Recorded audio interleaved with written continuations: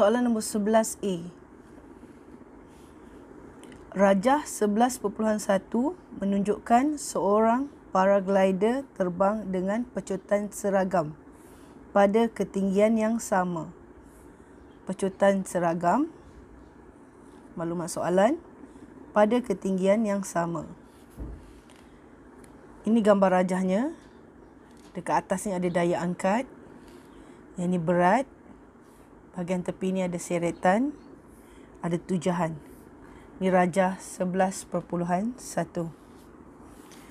Soalan yang pertama. Apakah yang dimaksudkan dengan seretan? Jadi bila kita nak jawab, kita tulis nombor soalan. Nombor soalan, soalan nombor 11. Kita nak jawab 11A yang pertama. Seretan ialah daya yang melawan arah gerakan. Ini je jawapan dia. Daya yang melawan arah gerakan. Jadi kalau perkataan melawan ni, kita nak ganti dengan perkataan lain, kita boleh guna perkataan menentang. Ini diterima. Soalan yang kedua. Terangkan mengapa paraglider boleh terbang ke hadapan dengan pecutan seragam pada ketinggian yang mala. Soalan berjumlah 4 markah. Jadi kita teliti soalan. Mengapa paraglider boleh terbang? Keadaan yang pertama, terbang ke hadapan dengan pecutan seragam. Ini keadaan yang pertama. Keadaan yang kedua, ketinggian yang mala. Ini keadaan yang kedua. Jadi kita kena hurai paling kurang 2 poin untuk terbang ke hadapan dengan pecutan seragam.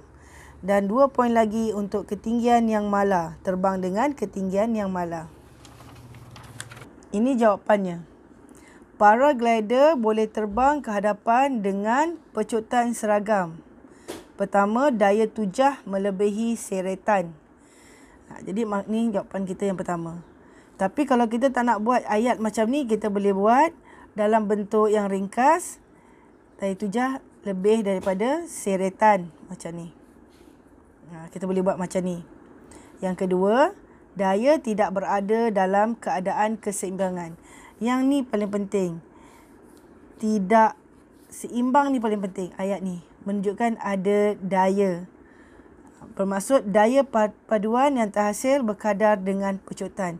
Ayat ni membawa maksud yang sama. Dia tak seimbang, so dia ada daya paduan. Bila ada daya paduan, bermaksud ada pecutan. Jadi ayat ini pun betul. Ayat yang kedua ni pun betul untuk markah yang kedua. Kemudian kita nak hurai, paraglider boleh terbang ke hadapan pada ketinggian yang seragam apabila tadi pecutan seragam. Yang ni poin kita pada ketinggian seragam. Berat sama dengan daya angkat.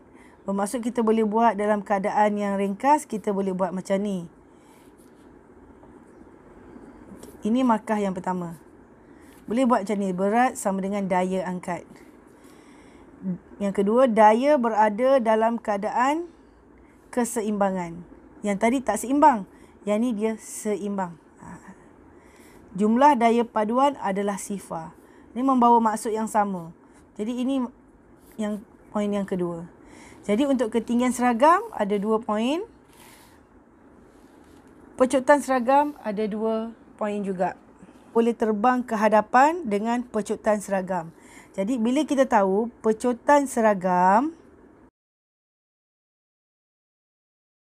jadi daripada formula F sama dengan MA, kita tahu kalau jisim kita mala, pecutan ini berkadar langsung dengan A.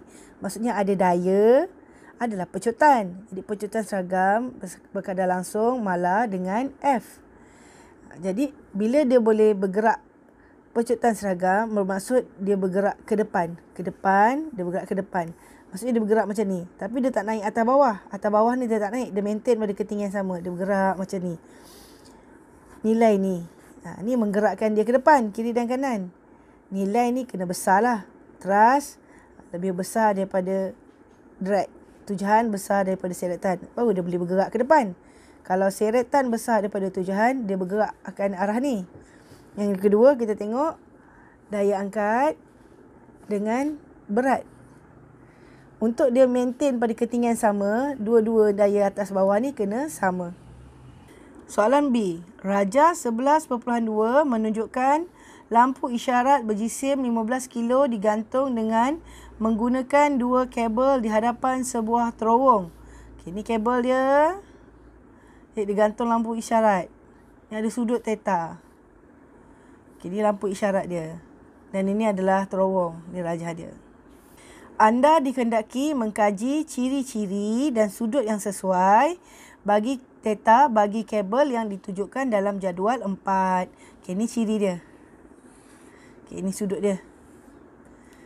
Jadi kita nak kaji. Terangkan kesesuaian setiap ciri dan sudut bagi kabel tersebut. Tentukan kabel yang paling sesuai untuk digunakan supaya kabel itu tidak mudah putus ketika menyokong lampu isyarat tersebut. Yang ni 10 markah. Ada perkataan terangkan, bermaksud kita kena jelaskan setiap jawapan kita. 10 markah. Jadi bila dapat soalan bagi jadual macam ni kabel, pertama kita tengok ciri dia. Ni ciri ni kita kena salin balik nanti. Kemudian kita akan pilih item dekat sini. Kita tengok yang ni. Item dia ada 30, ada 60. 30, 60. 2 nombor je. Jadi nombor kecil, nombor besar. Nombor kecil, nombor besar. Jadi kita fikir, kita nak pakai sudut kecil atau sudut besar. Katakan kita nak pakai sudut besar. Kita bulat sudut besar ni. Kemudian kita tulis kat sini besar. Jangan tulis nombor ni. Tulis besar. Sudut ni besar. Pertama kita kata sudut ni tinggi. Kemudian tegangan maksimum. Tegangan maksimum. Ada 80 Newton, ada 90 Newton. Ada dua jenis tegangan. Kita nak ambil tegangan kecil ke tegangan besar? So, katakan kita pilih tegangan besar. Ambil ni. So, kita tulis besar juga. Remark macam tu. Kemudian bahan kabel. Nak ambil keluli ke nak ambil besi? Nak ambil keluli ke besi? Ada beza tak keluli dengan besi ni? Ada beza. Satu campuran. Satu dalam keadaan original. Yang mana lagi bagus? Keluli ke besi? Okay, katakanlah kita ambil keluli. So, kita tulis kat sini keluli. Kadar pengoksidaan. Nak ambil tinggi ke rendah? Tinggi ke rendah? Tinggi ke rendah? So, katakan kita ambil rendah. So, kita tulis kat sini rendah. Study dulu jadual ni. Pilih. Jangan tengok PQRS ni. Jangan tengok. Tengok ini. Tengok item ni. Pilih yang mana kita nak. Bulat. So, bila yang paling banyak bulat, kita tahu kita akan pilih item R. Okay, sebab yang ni paling banyak yang kita bulatkan. Jadi, macam mana kita nak tulis jawapan dia? Cikgu cadangkan buat jadual. Okey, ni jadual cikgu. Kalian nombor soalan 11B. Buat terus 4 segi macam ni. Cikgu tak buat pun line tepi ni. Pakai line yang memang ada kat kertas ni. Ciri, sebab. Nak boleh sebab boleh, nak boleh penjelasan boleh, nak boleh alasan boleh. Tapi, penerangan pun boleh. Tapi ciri. Okay, ciri ni kita salin kat depan tadi. Sudut theta, tegangan maksimum, bahan kabel, kadar pengoksidaan. Kita salin kat depan tadi. Jadi kat depan tadi kita dah pilih sudut besar atau tinggi. Tulis sudut sama dengan besar atau tinggi. Beri alasan dia, tegangan. Macam tu. Beri alasan, apa saja alasan yang paling logik yang kita boleh fikir. Sebanyak mungkin. Selogik mungkin, sebanyak mungkin. Jadi kita tengok jawapan dia. Kita kata sudut tinggi ataupun besar. Okey, ni markah kita yang pertama. Dan kita pilih sebab kenapa? Sebab tegangan dia kecil. Betul. Tegangan dia kecil. Ni markah yang kedua. Supaya dia tidak terlalu tegang. Betul. Supaya dia tidak terlalu tegang. Ni pun markah yang kedua. Supaya dia tidak putus. Okey, ini tak tepat. Memang kita tak nak dia tak putus. Tapi ini tidak berkaitan banyak sangat faktor. Bukan sebab sudut saja. Dia tak putus sebab banyak sebab dia boleh sebab dia tak putus. Tapi sudut ni melibatkan tegangan. Kemudian kita pilih tegangan. Kita nak tegangan dia besar ataupun tinggi. Ini markah yang ketiga. Supaya dia kuat. Dia dapat tampung jisim yang besar. Betul. Dia dapat tampung berat yang lebih. Betul. Sebab daya ke bawah. Dapat gantung lebih jisim. Banyak jisim pun betul juga. Dapat tahan banyak daya. Betul. Perasan. Perkataan berat dengan daya menunjukkan benda yang sama. Berat ni simbol dia W. Weight. Daya ni simbol dia F. Kan value sama dengan F. W mg. F ma. Sebab tu dia boleh berkaitkan dengan jisim. Nampak tak macam mana dia boleh berkait? Tidak putus. Macam cikgu kata. Tidak putus ni tidak tepat. Dia boleh melibatkan banyak faktor. Tapi kita boleh je tulis. Dia tak ganggu soalan. So mungkin idea kita nak kata dia tak putus. Kenapa dia tak boleh putus? Sebab kita fikir macam tu. Yang kita pilih bahan keluli. Ni betul. Bahan kita pilih keluli. Kenapa? Keluli dia lebih kuat daripada kita pilih keluli. Kenapa? Keluli lebih kuat daripada besi. Betul. Dia kuat. Dan dia tidak berkarat. Stainless steel kan dia tak berkarat. Betul. Kadar pengoksidaan dia rendah. Betul lah dia pengoksidaan rendah. Sebab kalau dia tak oksida bermaksud dia tak berkarat. Betul juga. Jadi kalau dia tak karat dia tahan lama. Betul. Dan dia tahan lasak. Tahan lasak ni pun betul sebab dia kuat. Kuat dengan tahan lasak ni berkaitan. Tapi kalau tak ada perkataan kuat, kita buat tahan lasak, yang ni jadi salah. Kuat menunjukkan dia lasak. Kita buat macam mana pun dia tak putus, tak rosak. Kadar pengoksidaan kita ambil rendah. Sebab kita tak nak dia berkarat. So, dia tidak berkarat. Bila tak berkarat, dia tahan lama. Tahan lama. So, markah ke-8 juga. Bila tahan lama, dia tahan lasak. Kat sini salah tahan lasak. Sebab tak apa dia tak salah? Sebab dia tak ada perkataan kuat. Dia mungkin tahan lama, tapi dia tak lasak. Jadi lasak ni bukan sebab kadar pengoksidaan. Ada je barang yang dia payah karat, tapi dia tak lasak. Okay. Jadi kita tulis, saya pilih R. 9 markah semua. 1, 2, 3, 4, 5, 6, 7, 8, 9. Markah 10 kat mana? Markah 10 pemeriksa yang tentukan. Buat macam ni sahaja. Tak payah nak salin-salin balik. Markah 10 adalah kombinasi daripada markah ni. Adalah cara untuk kamu dapat nanti. Soalan C. Rajah 11.3 menunjukkan sebuah lori tersangkut dalam lumpur dan sedang ditarik oleh 2 buah kenderaan pacuan 4 roda. Setiap kenderaan pacuan 4 roda menarik lori dengan daya 3,000 Newton pada sudut 30 darjah seperti ditunjukkan dalam rajah. Macam ni. Lori, kereta, pacuan 4 roda. Soalan, hitung daya tarikan bersih untuk menggerakkan lori tersebut ke hadapan. Kereta ni tarik ke sinilah. Tarik ke sinilah. Yang ni pun tarik ke sinilah. So, lori ni bergerak ke mana? Lori ni bergerak ke tengah-tengah lah. Beginilah. So, kalau kita pakai kaedah segi 4 selari. So, dari garisan sini kita selarikan dia beginilah. Beginilah. Dikurang. So, sudut dekat sini 30. Kat sini pun 30. Sudut di sini jadi 120. 120. Macam mana cikgu tahu sudut dekat sini 120? Sebab kita tahu dalam segitiga, sudut segitiga mesti ada 180. 30, 60. 180 tolak 60, 120. Sudut dalaman segitiga, sudut ni semua 180 darjah. Kalau kamu dah ada 30 kat sini, bermaksud 180 tolak 60, jawapannya 120. Jadi sudut dekat sini 120. Ada banyak cara nak kira. Jadi cikgu akan tunjuk satu-satu. Okey, cara yang pertama. Ini lori tarik oleh kereta. Ni kereta tarik. So, kita tahu sudut dekat tengah ni 30. Kita potong macam ni. Jadikan dia 90 darjah.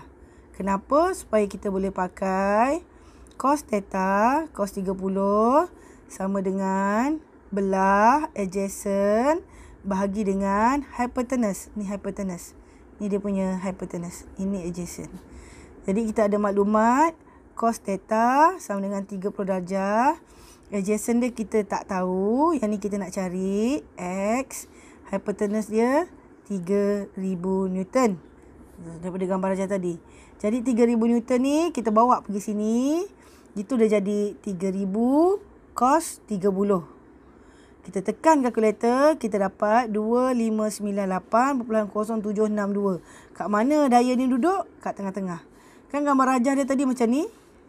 Sini kereta yang kedua, dekat tengah-tengah. Yang ni duduk.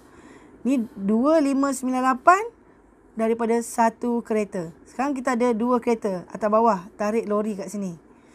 Sebab tu kita darab 2 kali. Sebab oleh 2 buah kereta. Jadi kita dapat jawapan dia macam ni. Nilai tadi 2 kali darab nilai daya 2598.0762. Dapat ni.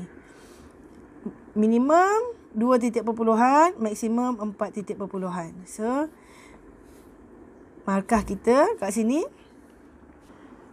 Jadi markah kita yang pertama pada formula ini. Markah kita yang kedua pada gantian. Markah yang ketiga kita dapat senilai pada satu daya. Markah yang keempat bila kita darab daya tu. Markah kelima pada jawapan akhir. 5 markah. Alternatif yang kedua, kita boleh kira melalui lukisan skala. Okay, kita tahu dekat sini ada lori. Dan kat sini ada kereta. Yang ni kat sini ada kereta yang kedua. Kedudukan dia. Jadi kita pakai protractor ataupun semicircle. Kita ukur betul-betul 30 darjah ni. Macam ni. Ni cikgu dah lukis siap-siap ni. Kita tengok betul-betul garisan ni. 10, 20, 30. 30 darjah. Cikgu panjangkan daripada titik ni. Panjangkan. Kemudian belah sini pula. 10 daripada sini. 10, 20, 30. 30 darjah juga cikgu panjangkan. Bila cikgu panjangkan garisan ni. Berapa jauh jarak ni? Sebab tu cikgu buat skala. 1 cm sama dengan 500 Newton. Kita tahu daya yang ditarik adalah 3000 Newton. Jadi 3000 bahagi 500 dapat 6 cm. Maka panjang garis ni adalah 6 cm. Jadi ukur betul-betul pakai pembaris dapat 6 cm. Jadi belah sini pun sama. 6 cm. Kemudian daripada titik ni. Daripada titik sini. Buat sudut dekat sini 120. Sudut dekat sini 120 darjah. Sini pun sama, 120 darjah. Begini. Tengok betul-betul. 120 darjah. Cikgu panjangkan garisan dia. Letak betul-betul atas garisan. Titik dia bertemu dekat titik yang 6 cm tadi. Sama atas garisan, lepas tu baca. Baca betul-betul 120 darjah. Panjangkan garisan ni, dia akan bertemu pada satu tempat. Dia dah bertemu dekat sini. Ambil pembaris. Ni. Baca betul-betul. Skala pembaris cikgu tak berapa jelas. Baca betul-betul. Kamu akan dapat dekat sini. Dia tak sampai 10.5. Cikgu mula dengan 10. Dia dekat 20. 20 tolak 10. 10. 10 perpuluhan lebih kurang 10.4. Jadi 10.4 cm tadi. Tukar kepada Newton balik. Sebab 1 cm sama dengan 500 Newton. 1 cm sama dengan 500 Newton. Kita ada 10.4 cm. Darab dengan 500. Kita dapat 5200 Newton. Ini jawapan kita. Pun diterima juga. Bila kita nyatakan skala yang sesuai. So, ini markah yang pertama. Bila kita lukis dua garisan daya. Ni. Okay, ini markah yang kedua.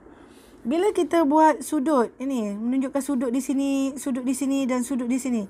Okey, ini markah yang ketiga. Bila kita tunjuk garisan ni, kita buat garisan ni, okey, ini markah yang keempat. Bila kita sebut nilai yang ini markah yang kelima, cikgu silap. Ini markah kelima, bila kita tukar nilai, ini dapat markah yang keenam. Markah penuh 5, skema bagi 6. Yang kedua, kamu boleh lukis juga. Macam tadi juga. Yang kedua tu, soalan tu selesaikan melalui... Cara yang ketiga, melalui lukisan juga. Seperti soalan yang kedua. Kamu lukis macam ni. Kamu tahu dekat sini ada lori. Kat sini ada kereta yang pertama. Kereta yang pertama tadi, pacuan 4 roda. Sudut dia 30 darjah. Yang ni 120 darjah. Jadi kamu letak skala. 1 cm sama dengan 500 Newton. Kamu ada 3000 Newton. Dekat sini ada 3000 Newton. Bersamaan dengan 6 cm. Jadi ukur betul-betul kat sini. Panjang ni betul-betul 6 cm. Kemudian dari sini. Macam tadilah. Macam cikgu tunjukkan. Bila kamu dah ukur panjang ni 6 cm. Kamu letak pembaris. Betul-betul kamu ukur 120 darjah. 120 darjah. Panjangkan garisan dia. So dapatlah kat sini. Kemudian ambil pembaris. Ukur panjang dari sini ke sini. Bila kamu ukur panjang dari sini ke sini, kamu dapat yang ini cikgu kira, cikgu lukis. Yang ini cikgu lukis, cikgu dapat daripada 10 ni dia habis dekat 20.5. Bermaksud panjang dia adalah 10.5. Jadi cikgu pun kira 10.5 darab 500. Dapatlah 5250 Newton. Okey, markah dia kira dekat mana? Markah dia kira sama juga macam tadi. Kamu ada skala. Ni nombor 1. Kamu buat garisan ni. Okey, ini markah kamu nombor 2. Kamu buat sudut ni. Kamu buat garisan ni markah nombor 2. Kamu buat sudut ni nombor 3. Kemudian kamu buat garisan yang kat tengah ni. Kamu buat simbol macam ni kan, menunjukkan ni garisan paduan dia. Ini markah nombor 4. Markah nombor 5. Markah nombor 5 kamu bila kamu buat pertukaran ni, markah ke-5 dan jawapan akhir markah ke-6. Markah penuh adalah 6. Tapi skema bagi 6, jawab markah pada soalan 5. Dapat 5 markah. Okey. Banyak jawapan. Tadi kita tengok jawapan kita dapat lain 5.1, kemudian kita dapat 5,200, kemudian kita dapat 5,250. Kena faham, jawapan dia bagi julat. Ni kalau ikut rajah. Jawapan ni masih lagi jatuh dalam julat. Kalau pengiraan matematik, dia bagi julat dia kecil sikit. Detail. Tu tadi cikgu tunjukkan satu pengiraan matematik. Ini pengiraan yang kedua. Pengiraan yang kedua, tengok ini untuk orang yang tiada trigonometri MS lah. Dia bagi macam ni. So, A kuasa 2 sama dengan B kuasa 2 campur C kuasa 2 tolak 2 BC. Okey, mana A? A kat sini. Kita nak cari. Ni B, ni B. Ni cos theta. Buat gantian. Buat gantian. Dapat jawapan akhir. Okey, kat mana dia punya markah? Formula yang betul. 1. So, gantian. Gantian yang betul. Yang ini 2. Gantian ni betul. Ni 3. Gantian ni betul. Sudut dia ni. Ni 4. Kat mana lagi? So, bila buat gantian ni betul semua, markah akhir. Ni 5. So, kalau betul, 5/5. Ada juga yang pakai rumus macam ni. A per sin A sama dengan B per sin B. So dia kira. Kat mana markah kalau yang macam ni? Ni dia complicated sikit markah dia.